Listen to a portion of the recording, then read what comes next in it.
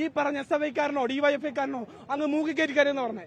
ഈ ICU കിടക്കുന്ന മഹതി ഉണ്ടല്ലോ, നാടകത്തിന്റെ മുഖ്യ നടി മന്ത്രി വീണ ജോർജ് എന്തൊക്കെ തോന്നിവാസം കാണിച്ചാലും ഈ നാട്ടിലെ ജനങ്ങൾ ഇതൊക്കെ കാണുന്നുണ്ട്. നിങ്ങളെ ഈ തോന്നിവാസം മുഴുവൻ ഏതാണ്ട് ഒരു മാസം കൂടെ ഉള്ളൂ. ബാക്കി എന്താ ചെയ്യേണ്ടത് നമുക്കറിയാം. കേരളത്തിലെ ജനങ്ങൾ ഇതിന് മറുപടി പറയും. DCC ഓഫീസിനകത്തേക്ക് ഈ തെമ്മാടികൾക്കാരൻ അവസരം കൊടുത്തിട്ട് ജില്ലാ കോൺഗ്രസ് കമ്മിറ്റി ഓഫീസ് ഞങ്ങളെ സംബന്ധിച്ച് വൈകാരികമായ ഓഫീസാണ്. ആ ഓഫീസിനകത്തേക്ക് ഒരു മാന്യ മര്യാദയിൽ ഈ തെമ്മാടി കൂട്ടത്തിനെ കടന്നു വരാൻ പോലീസ് ഒത്താശ ചെയ്യുക. എന്ത് തോന്നിവാസം ഇത് അംഗീകരിച്ചു കൊടുക്കാൻ പറ്റുമോ? ഇത് ഒരുമാതിരി ഈ പറഞ്ഞ പോലെ വെറുതെ പറഞ്ഞല്ല. കൊണ്ടാണ് ഇവിടുത്തെ CPM DYFI-കാരൻ SFI-കാരനൊക്കെ തല പറയുന്നത്. കാണിച്ചു തരാം ഞങ്ങളൊന്ന് ഇറങ്ങി എന്താ അവസ്ഥ? ഒറ്റൊന്നിനെ പൊടി കണ്ടില്ല. ഇപ്പോ 5 ആള് മതി.